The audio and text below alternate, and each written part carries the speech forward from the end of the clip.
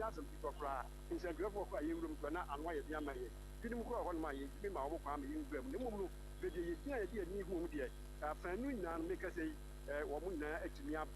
I be a pay and man principal or more equal one or more so about the draw, a pay no more AC3 or more ashamed. So, I share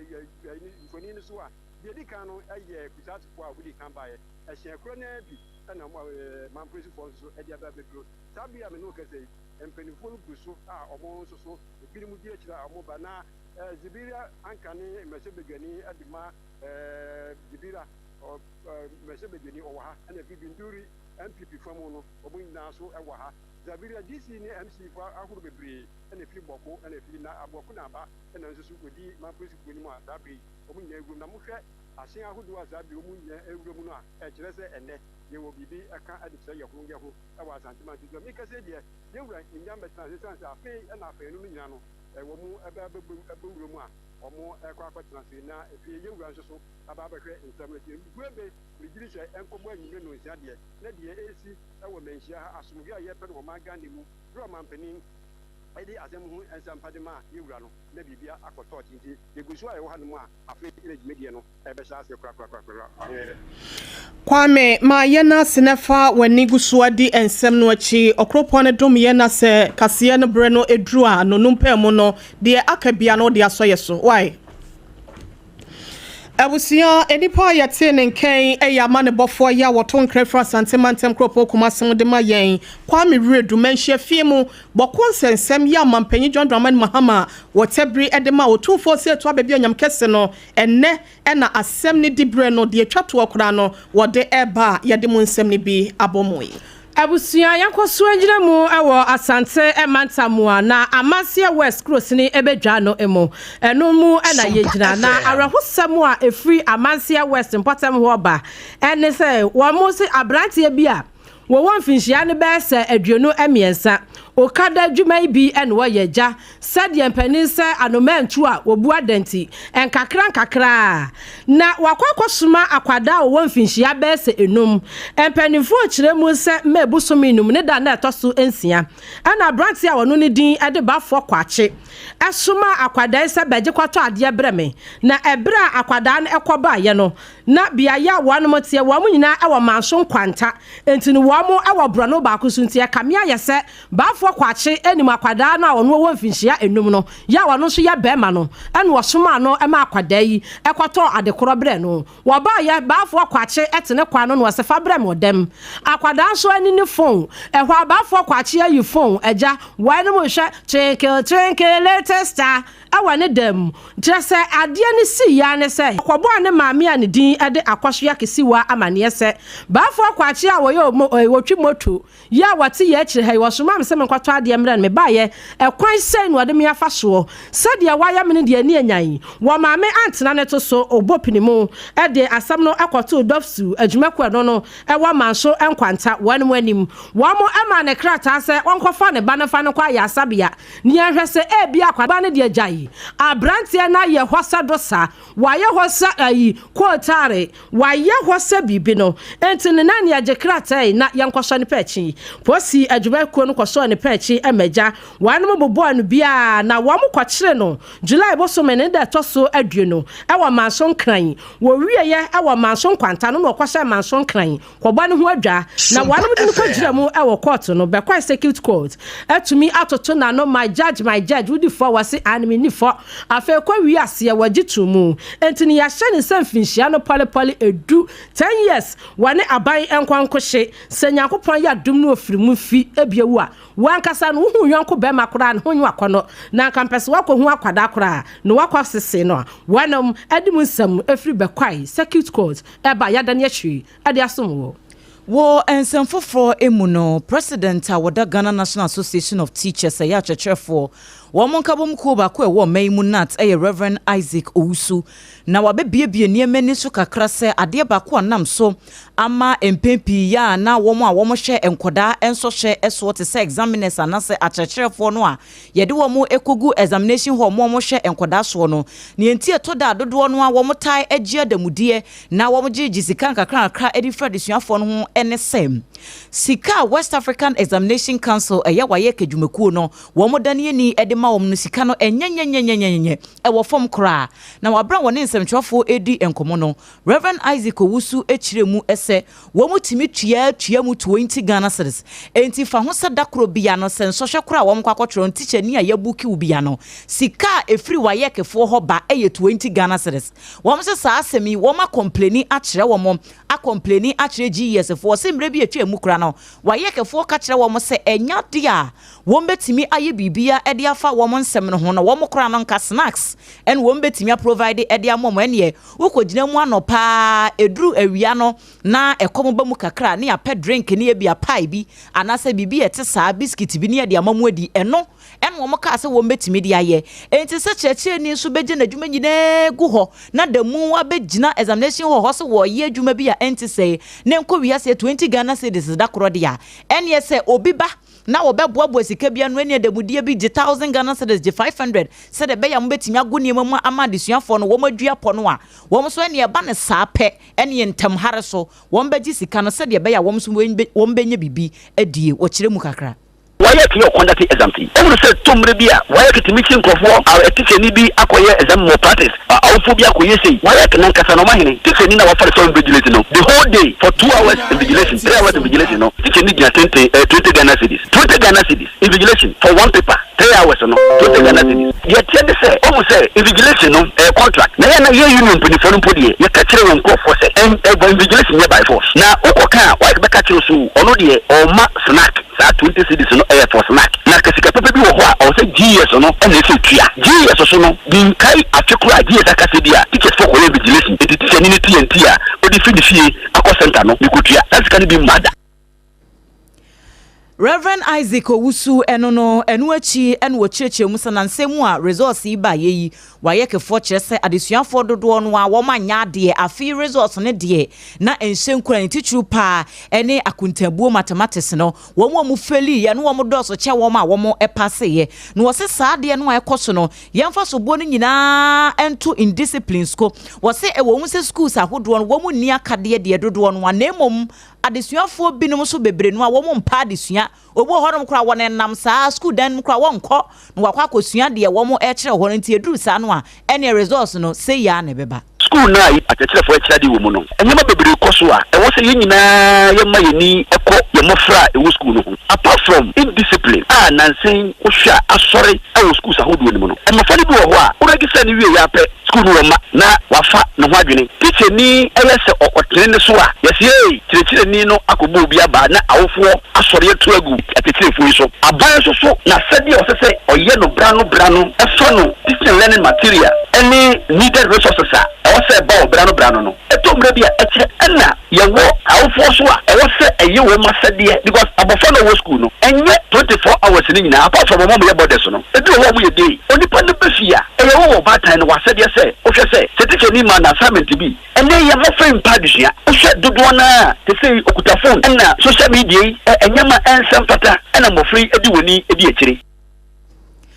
ene ya yekoti esesia yi eye panyinipa wo Danat adwumakuo na no se president Reverend Isaac Owusu ye to ansam no so na enwomasuamu na yeda so ejina esanse obofo ne de ne nam eho apaso na esanse wasi no enso hwetwe no ho nsunsanso ye ba ye empanyinfo ya eda no Metro West African Examination Council ayek for no ede ho provisional results aba watch 2025 we say de yade amodem mo no ekọ from ne titru ene course subject e biti se mathematics no na watchre mu a enipa dodo anasa de suafo dodo ya wakoje adwa ede wo ho hye nso hwetwe ne mu no afi we say de no na eye empem no ahanan aduosia baako ahanso aduasa enum 461,736 candidates na ekotena se na watchre se ensohwe no ho sunsuaso ba ye no na emu be se fa ye mpem no ahenu aduonu ene eye echipo enwotwe na is 220,008 candidates na mathematics no wo de wo ho a wo mantimi ampase na enu achi krampo no watchre se enipa mako empem enso 7,000 candidates woman so eyade a wonom so enso hwetwere no courses anase subject ni bi wo ho a empanyimfo etwemu enum mpo ekyire no so no schools no mako wo ha aduowotwe enum 185 schools eyade a wonom ne ma bi a ankoye nti no eyade a wonom so kyerɛ sɛ watrahye ama wonom so ɛho ensensam de setie nie asɛm wese beto bedwasrede no ama mpanyimfo ahodo atwetwere wo ye omunim de ya kyɛ sɛ ba mamuo ene nwomasua ho omunim so abin wo mu no wode wano atom bi ɛkyerɛ sɛ oh my Ghana enwomasua no kwa na ye kɔyɛ kyinte no anam so bi ama Sisala East mahwebedwani wode monyafo batalia Isa Mohammed wode nsɛm atodwa ɛyɛ nsusuye ɛde ma aban no ne titiro ne asoyɛ ya mohwɛ nwomasua so ɛna afen so no mpanyimfo ahodo ya wɔka biewom ɛwɔ nwomasua mu no ɛsɛ wɔnhwɛ wɔma wɔn ho bɛsɛ emfie du na wɔnyɛ hyehyɛ foforo nkɔ wɔakyi na nea ekɔɔ ankoye no ya ebu enchia no wɔn fancy kwan mu sɛ bɛya enmonyam tamu akane no na efra enwomasua ɛma nsɔhwetwere no emu epi ɛdɔ ɛma enmonyam ne sipisi no watimi ama wɔn saka ɛde ama my Ghana. My first question is to you to ask, maybe let's go and pick the performance trend of the traditional schools that we know they do well. How are they performing in relation to this? We should be able to do over 10 years analysis of what is happening. Because in the recent past, there have been some hue and cry over how the integrity of that examination has been compromised. And I think that's one of the bins. Do we say now they are putting measures to make sure that this is reflecting how our students are preparing for exams? Is that what I'm going to say? Because we need to be able to decouple that. Is it that well? Because so far, even if you read the report, about 7,000 candidates have had their subject being cancelled, either per subject base or entire subject base. We have even about 185 schools.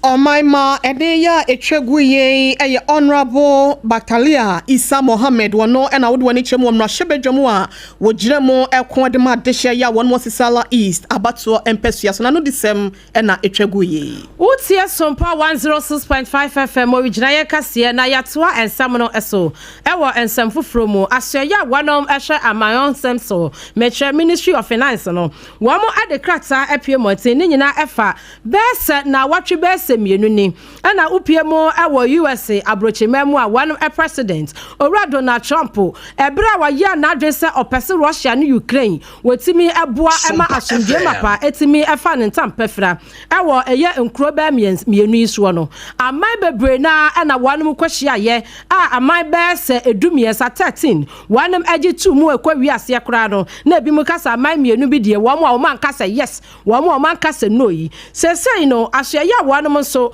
wamo hwa amano ne ehosam so ewo mayim wamo de krata aba wonom ekire mu se Ghana ban wamo so se wamo de wamo chita nyina ade tai eye owura Donald Trump echi esansa asumdue de ye oman bia wa asumdue a wokonkan oman bia wa asumdue a wankasa no mutimi ayam ho nuama bebre na kamia se Russia ne Ukraine wonom hyase ekon ye wonom hyase anye bibia se bia wonom epa asumdue nti so owura Donald Trump wa ya na adwese okwakoboa ama asumdue etimi abamu a my Ghana etachire enumu na mpanifo akire mu sei wo hwe my Ghana sedie yekura ye mudie mu na yebu ye ho eba no amamera kwan so eba no adwumaye mu se yema democracy enya adwuma no a ewose wo mutimi bo wo ho so na wo esi wo ho koso sedie be ya wo so di wo machitai ebetai owura Donald Trump achi wo kesi sudua sei se we no eye asumdue nti na wom kopenti ma wo bi fa meya manyosem na enka nyina eye nipa ene yakenka dia ma no se enie na se ja enie ma firi ho ba ekina bi na bibia sanso asi ekira o my Ghana ye bebre enie ma mu be ya din dia ma yem enti ne se wo mo de krata afiri wo maka chide aba sei no wo kasa ban no eta ekire no afei ana asemasi a no benti wo be kasa ena sei ana asemasi be kasa sei na kwakoya manyosem wo so wo sra da yenya mayosem ne nyina akwa said ye be ya Ministry of Foreign Affairs no wamo so ejina ya wamo sia aban eta wachi no bibia betumi akoyi ama owura Donald Trump nso Ukraine ne Russia obetumi aboa na wanu metumi anum asumdua buamu a wamo de krata yi abamontene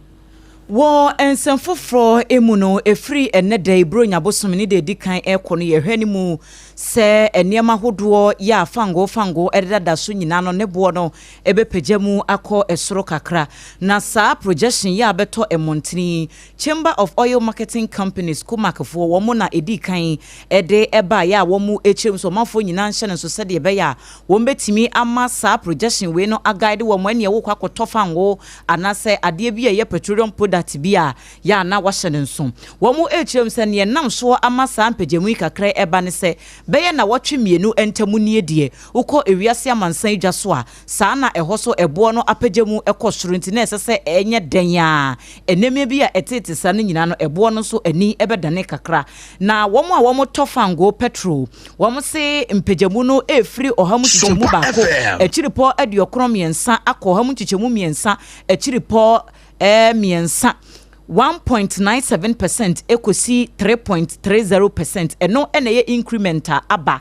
ena diesel de no so se ne bia no na kane no wo liter no de wo to no sesi ekọ beye 12 Ghana cedis 91 pesos eno so de eno no na wo mu echire mu ese liquefied petroleum gas eye mframaja gas no so no eno so enye den ya mpagyamu beba beye ohamu chichemu miensa echire po edu eno no eye kilogram ba kubia enti wo mu hwe ni mu se anya bi kura se de na wo to no sesi a wo beto no 13 cedis 80 pesos eye kilogram ba kubia na se de medical echire mu no wo mu ese ewiase amansan edwa so international market no eyade se be na wotwe mienu entam ne nema mu apagya kosoro enu ntiri wo mu hwe nim se we so besane aba fom ho na bibia atia konka nti wo ye hyenkani efri enedai edekọ se wo kwa akotofango ewo bia ya wo tabu no de bia na mpagyamu no akosoro kakra mepacho na esesa wo hye nso se we no enya de foforo bia sanse ebo na eda wiase amansa adwa so no eno so mpagyamu aba wo mu enu nti ena mpenifo so ede saa anho bayi ato omanfo anim o maybe abetu mpona akona animu ana omanfo no wa yasa ene wakwa ahosa ho nsem no eyade a eni kwan so odasane bia edegura atopani titru ene empanyimfo ya edi oman ne so nam sa yoso nte no aban dada ya wotwe mu ana dankwa akufuado no odi womanim ewa MPP abreso no ene ne dom eye bibua ye sebe ya obetimi ene zip line for etimi akwa contract na wonom etimi aboa sebe ya eye drone so yi dia te se aeroplane ya etimi tu na chese de niema ekọ eba no wombetimi ene woma sign contract sebe yo mbetimi ababedi dwuma ede ama my Ghana ni titru ewe ya pomoden ho asoye ho ensem so na wonom ba ye woma ye bia boa ama ene emoja ya na ekọ atwe ewa adehie bi owo nkunkuma mu ene ediema kadia na ebehia ede ama wan pomoden ho ensem a esanse bi wo ho a na ekwan ya eda ho no enyenti entimi enu akache no enam sayo so ama wonyina enya eye ho emfaso ma ye kase ye rajon dramani mahamone ndisi abaiba ye wonom ekrese eyade a contract no enya de betimi aboa ye nti wo mpeso mo hwe na wonom etwa mutintonta na asem ede na asem ekosansa ho nsem a eba no eyade a edoso asem wesei anamso ama ye Ibrahim Ajay wono eye kane trefo abedi ekire ewo mampanyi dada ye wura ekufuado na kache wade atodwa ekrese aben obesusu diama no se ene asem bia de ho a ye de sekan na etwemu asem bia edin bia no sa edwa esi edwa so na chese ano kabo ano so na esi aduasam no atachirema santamo no wonom etimi de broso a wombenya ho eye pomasi bre na etimi aboa amakomu ye ene ye die kwan so no de wo hwehwe no wonsa etimi akenti ma ye nhwe emesika pewa ya abandada no edi ra zip line contract we sem no enye kwanemu mpanyimfo hwe na wonom empe enepa efri sesika na ekoye nim sebe ya wo my Ghana ya pomden ho nsem no ebesipi na esita edi amaye. What Aure Mahama Ayareka should do is this: negotiate with Zipline for the cost of the service. Because when the NDC were negotiating DSTV, they saw the need to renegotiate instead of just cancelling. It's a business. Why not encourage Ghanaians to also enter this sector of medical health delivery? Nobody's saying that Zipline should have a monopoly. There's a lot of investment there. As I say, it's replicated in Rwanda, Cote d'Ivoire, Togo, Nigeria, and Kenya. Why not encourage others? bi atwaso galamsefo a muwa bi atwaso galamsefo a muwa mfimfini mantem wo so okasa kire mo wo se river ayensu eno no omudi dwade eno na no omudi no aduane eno na omudi gugu mfudie so se wo mutimi fa anya hye adehye ne yade a na yade eno akra no pie mu you might one vice chancellor no kura ka se one vice chancellor no kura ka se wo mu anya technology kwa bi so kura sankeja mu anya technology kwa bi so kura sankeja wo betumi aboa de atiti nsuo nani wo betumi aboa de atiti nsuo nani tinka aban no wate won kapɛ wo mra ho tinka aban no wate won kapɛ wo mra ho esansa de suafo no wo mawurawura mu ahu enumu na eye nanyi gate ya wotoso enso University of Education Winneba chancellor akasa wache education Winneba chancellor akasa wache mu say wo ka kira aban na mu say wo ka kira aban na da wo se aban ne bon homodin susu yampa enti anwa de naimos adwumako no aba wo se naimos fo wo mu ni nam yetin sempia esie wan mu bo adwuma na so nkebe hia technology pa wo se naimos fo ne de wo mu do wo ho den na ekọ wo mani kan no mo de kọ enso no senka aban ne boa na wo de abefo kwan eka ho a enka bibia betumi akoyi na river ayensu no se de ani na ye no empanimfo entwa ni mehwe wonom se naimos adwumako ni bi medu ho a wanum emedu ho afenso brew water gas fuyi wo mo na betimi amansuo na ni ate kakra e de ama adehye no wo manso timi ade wo mo dwuma wo gina simpie ani apaso e wa bra na adesuafo be se 8288 wo mo graduate e wo University of Education Winneba de no e na ode sansem nyina etudwa Yeko epoye mantem no emu na to yenchema boafo aginetuko metre nadmo adwumakuo no en wo mo ebo an ho basa wo mo aye krado pa efri sabre yakopem se yebedi bronya no awie ne nhyehyɛ ahodo mu di gu akwan mu se tie nie se de beye gyahyehyɛ ne niema bia ede wo hawo ebebre wo manfo se opeyi eba besi no wo mo aye krado pa se wo mbesi sane man nyina no kwan no ntinam so ama wo mo apa adwumakuo bi ho entoma eye enipa nsia abedwakuo bi a womo ebeda nadmo adwumakuo na no na aboa mo motumi aye adwuma ewo epoema ntem no emu ne santi sa adwumakuo yi womo se mansiri ahodo beye aduasa miensa ya ewo mantam no emu no womo enya na musifo ahodo bebrenu ampanifo ya womo kabie womo nyina da committee no eso a womo eba beye adwuma sade beya atoyenkyem bia emma bronya brei na okwa poema ntem a panyini kwankyerefo ya woda nadmo adwumakuo no ano no kro ya ene ye churchofo emasa committee no owura kujo adukpo ene SOMPA kase edi nkomo anwade ehune nei eye committee ya constitution my kwanse senate boniete eye disaster management committee eye regional chairman yemame reta akosia jiawati edano na me am nadmo director nso me secretary to the committee your commander for me ensa ewo region we eastern region nti ko fodu ade no hwe eastern no ewie ye no ye the information officer nso region ni mu no ebe kan ye ho RCC for back nso ebe kan ye ho sampani for we mu na police ni colonel ba konso ekan ho a o garrison nim sampani fo ni aboa no a ye de form Eastern Regional Disaster Management Committee ho na ewie so a ye replicate eco constituencies in the district no abusianfo ene ya yekotie sesia yi eyepoema ntemo kwankyerefo a wada atoyenchema boafo aginatuko nadmo ano owura kujo aduko na maneboyi yensenchweni kwabene nyako ena edebai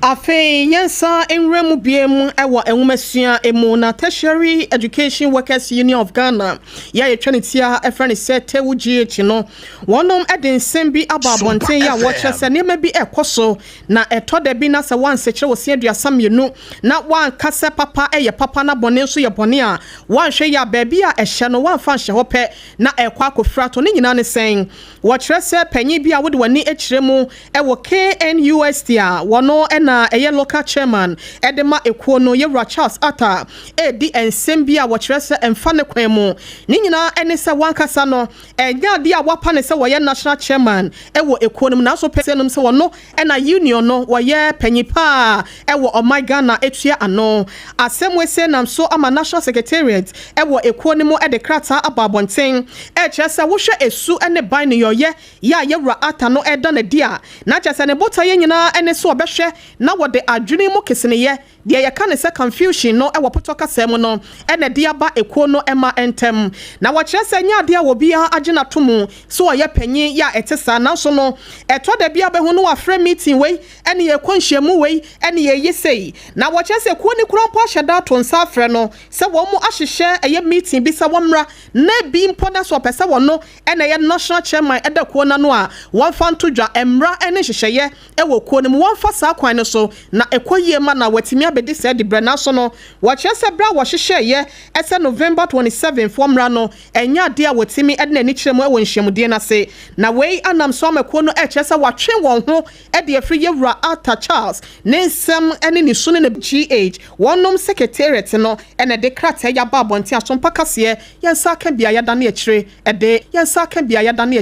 ɛde emu amane bo amamoi ye kwa chiabodom na chiabodom no ewo Tachima North mesino no emo wamu di wamu juma ewo Ghana Anti-Corruption Coalition wamu penifo akopie mo eho na wamu kwa ye wamu ya sapo nyina ene sei wamu ekwa kyerɛkyerɛ adehye a wanom ewo Tachima North enkanka chiabodom ene ne mpotemo wamu kwa kyerɛkyerɛ wanom amamra constitution no sɛdeɛ ekapate efa corruption ho wase wo hwemu a Office of the Special Prosecutor OSP Office of the Special Prosecutor OSP asoye na wanom eteye no eboa emaketa hyehye proye kankwan dirimudie no enkiatimi etwase asadie no enkiatimi etwase asade Ghana fo no yenhye da entiase sanse se hu se ebia kwame anaso obentin bi na se oman si obentin bi na se oman sika afarefare ne nsase a eye asoye no asika afarefare ne nsase a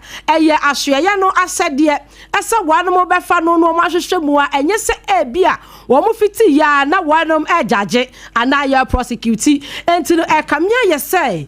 de orakisi ajaben ene na so ye no wanom di dwuma no asa Ghana for mo hyedante ase yie enti wo mafa to wo mo ho so ya wanom akwamantam nyina no makwakyerɛkyerɛ mu ama Ghana for mate ase dwuma die ekoso Royal Gardens Hotel a eno no ewo tuabodom wanom kyerɛ mu se institutions be se aduasa ena wo mo pekepeke nipa baako saa na wo mo hyiaye ena wanom ede kasa ho dwumadie ekoso na maame Dorcas afum tenkuran wane ne pani a wotua dwumakoi ano okasai na ene dwumadie de abahanum say eye project bi a ye atumi dey strengthen the rule of law and the fight against corruption. Na project we is part of the PAIR program AFRENO participation, accountability and integrity for a resilient democracy. GIZ and also yes no so the European Union and the Swiss State Secretariat of Economic Affairs and also asoma senom dwumadie every na ene ye hanum say is a stakeholder forum ayeche omanfo no on the mandate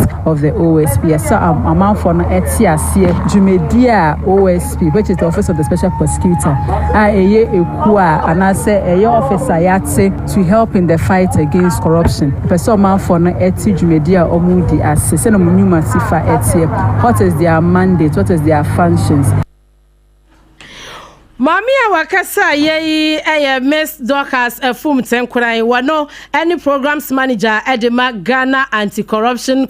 Coalition na okasa area ya no na executive director edema Kopio ye Owura Mustafa Yabua wono so eso wonsem kakakra ene dwumadie yedi ye hwe corruption ni OSP asade e pa chose ka se OSP a enye nipa na ote ho se ajaben no na mom office no na ye hwe ne mfaso ene ni dwuma a odi ene sede ye beye na yenti mamofo no so ye boaboa ye ho ne ye hu se corruption no eye anasa enye na mpa so ni na hu se corruption no e boman etimi kunipa etimi sei enoma bebre afi brofo kasem ye se retire development enti sei na abo modern na ye adwin se ye nye na ya nya ebema man no afa ne ntoma pa afira de to so bie mu nso so ye nyina ye hu se timamofo nso so asade se o se ye nso ye bo modern na ye de ye ho jim na ye hwe na corruption nso so ano se ohuru se obi ya de bia corruption me pa chew bo modern na report no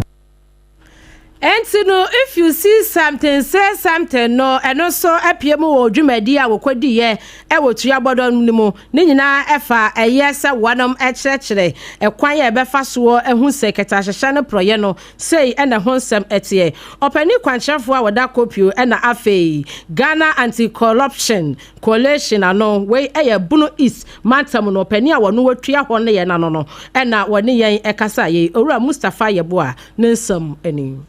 Ye kai wo se SOMPA 106 nkron entamu eni abanda da no wo mo anya hye wo magya da na manasi ho no mo a edan no esei enti wa bai de wo mbekeka ne masie ni se de be ya wo mbesiesie ho kama na so wo no kora no wo firi ho no mo nipa foforo beba no wo betimi anya ba bia esefata na watena wo se ne senti esese Ghana fo nyina ehye ne so no hu ne se o mapani John Dramani Mahama kantama dinsie se wo be Ghana ye niema weyi a ekoso nyina ekere se resetting ne de yade a ekoye it is woman wa achita bia woman fama omampani Mahama said ye beya eniema ebetimi asechera akoni pepemu ade ya abena japade so ye sika de ye be se no asande akora no ama nipa betene ma senka asase no ye ma ye ni ba so no ye kora na nka na emfa ye nugo bia du ye nyina iko hu old assembly blog dani ye nya dan a asai sa te ye ma ye ni ko ho for 9 years ni ka diska akra bi ko ho a ka bia ne offices be free say EP na quality control for other insurance companies abepese beba be offices we dey adwuma but because of say yentugani into office office we need dey you so a that's as here we so ye ba be ye every neko ye be chance the moon na mo read the condition and the state of Danaway here we are who the state of Danaway na say ye dan e bompire e bo bompire kese pa dem my sense John Dramani Mahama if say Enwachi enwa panyini editu dwasa dawro mai sasa Ghana fo ebre aduru se yebesa kyera eniema mu kakra na yasesa ya dwene ewo niema mu se wei eye aban adwuma ana wei eye aban japade enti nipa kro no wo eyade bia eha empuntu ndima sere nyina no ye develop sa culture ne she man na ya idea let's be patriot na ye nia bro because of say ye amanyo 70 share 44 local stores na ye 50 ye ko we dada dwam ba bia ne dada we through the state of bia and so woni adisua koda wafo me chin kwala so o ma eto chacha me pa mrantie yanhwe won a me de won be ma DC ne police for no no wadi o pe chacha to a nka me ye sure say MP wonye adwuma oye nka won ko school be member of parliament nka ne adwuma oye no de beto chacha no anya sika chacha chacha masika abamba ka say yentu chacha na obedi nka me ye sure say chief executive won ko school nko ye adwuma e wo Nana obrikiti bi amnandu wano ena eye wahin poproya wati adwaso manhene ewo eye North Introbo traditional area ewo Nkwanta South Kropon mu otimantamu na nanu di sem ni nyina da etodwa wa bra 2025 kidasa afahye ya na wode hihye so no koso ena wogina simpie ni apaso na na de nsem wese nyina da egu efom nanu di sem no achi no wonmonyafo Joseph Entry awa wono ene eye aban krachi panya wono so etempota one also I can say Eddie Chato. Oshia DSC won Nkwanta ajapade ni eye enkwa aya say amanfo ma hwe yo nkwa enya bia edi mfaso bi ya say ajapade no enya de ebe bua ye da biara da enti ye besre obi bia benya botre na ye di asumdwe anante ye di asumdwe asese ye mpatam. Municipal Chief Executive Yawa no sewa Nkwanta South Kropono Emonmonyamfo Joseph Anchi Awa ena yetienwe. SOMPA 106.5 FM Accra so enie ebusuafo premto rekase ebona wasugusu a wutie no na wie mi bisa wo se wo ho etesen wapomden ho nsam no ekoye de bibia hye ye wutimi koba medimafo heba center se yade bia eda wo so yade bia da ne kwankoro ya wako a emfie bebreni ewunya ho anu ye no fa bedan na doctor betene te e de afiri honom eniema biti se stroke ne ade na ade ne sisi yade ne mikoto dwe na mis dabi eno de emfa doctor na fidie kura sanse eyade a wakoso samfidie akodo aba ya eno no wode esanyarewa ewo honom diabetes hypertension mo amohra wano aye mre kidney ne ho hawo chese makura de doctor eche woche ewo medimafo heba center ko na akogye wayaresa pokuase mayera enkran eho en wabone sesien afe wo de wudru pokuase station honom a taxi rank ho bisa ahyenkafo ne se wo ko pokuase mayera doctor time da so wo mo be kire na wo de mo akwakosi ayaresabia no anope Kumase Agogo wo mo ne aban school no so na edi animhwe Fred Dr. Time da so e wo 0244 774282 0244 774282 and 0500 727215 Endpoint Homeopathy Clinic Endpoint to say Watunsa ede afre emema muwo prostate ho hawo mo famra obu ho no mo asabe wo kone yere ho a ko didididi ne ho agora na wagya na si kwan finfin obi a mutu kwan akokumase o woduru kononwo a na wasi ne wo honom eba ne sa ya na etai ehadwene enti kone kwagye yaresa ewo Endpoint Homeopathy Clinic ye massage se bia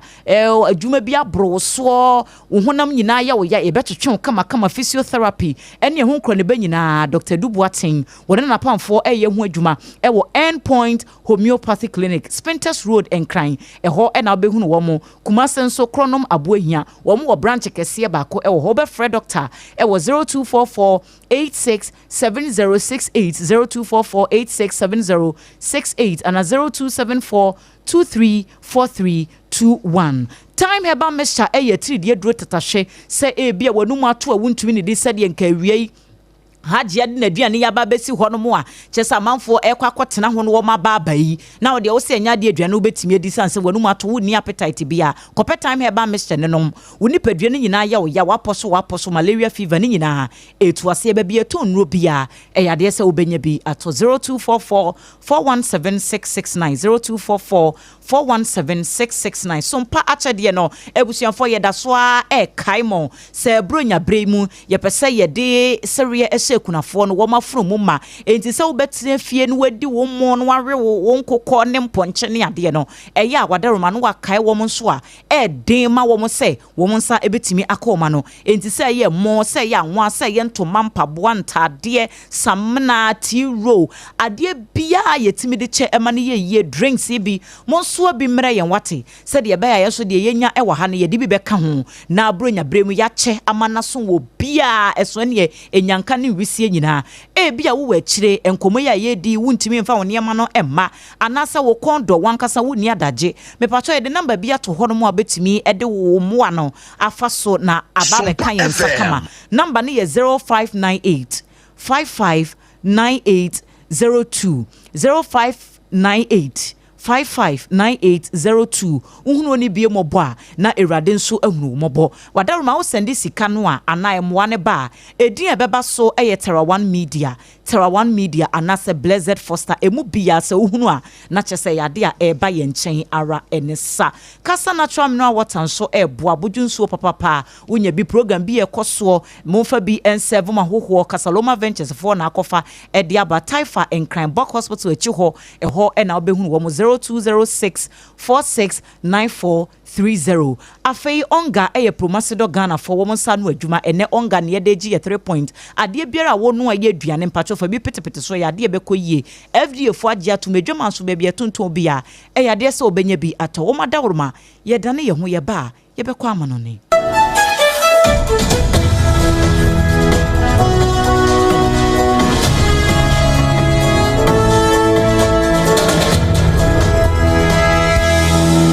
to me chenya oba eni beche mu ana dio bedachi nanso ubitimi aboana manenya pomodin free ne mofrase Jamvita ye de milk papa bi ni nutrivi aye ye nkwada ediane a eye de na ahodi a ewo mu no bo mofra pomodin anio impeni foswini chopa Mawobano apomodin free ne mofrase Jamvita gumwa hodo bebre Jamvita, a delicious way to grow. FDA aji ejedi yin krato yatum. Ewra, me pacho brana me sha de wo bagi. Bra, aden, ena so biem. Hey, time heba me sha ya me kan se yi ba kwin. Ani wo yi me ensen. Bra, sanya time heba me sha esia chimi ni me fiefo enya de abako ebeso yen. We de udi se ofa ni nyina. Time heba me sha me kase me di wa dance ya heaven ena de me kwa akopie. Enti se malaria we draw ne time heba mixture. Enye enunku o, de nanum ato a wontimi anidie no time heba mixture duro no na yema wo oba a wafa afuro de o ma akwada nofo ene akwada woni mfie dumienu entimi num aduro yi bi se obeto aduro yi bi anoma hwe se wakọ hospital anase lab am yehu se wo atridie malaria yi bi ansa se o time heba mixture enu dudu atu a fo ani kire KNG Herbal Center ewo Emrom Abidjan House ana ba akoso wo atonsu Monaco Junction eno echi obenya bi atowo over the counter medicine sellers ene herbal shop dodo na emu Fre 0244417669 Kayo set time no TIME time herbal mixture afi malaria fever bi adani ziba ewo mu no betu akọ FDA agi adwade nkratoa yi atum point homeopathic clinic Ghana hadi obi enim sesa ye prostate na ba bi omutibi ye screening ema hu ni ye etu ase a na eye endpoint homeopathic clinic anase eye kidney eye liver problem wo fa ba bi na adwodwo na de fa ne premature ejaculation no a ba ma bi a wo ne wodofo akwakwahia ase wo di ne ho agro ase wo tonte ene ye bra endpoint homeopathic clinic na ye moa wo ema ne mema mo pa wo eye endpoint homeopathic clinic wo mo da mufua yare bia infections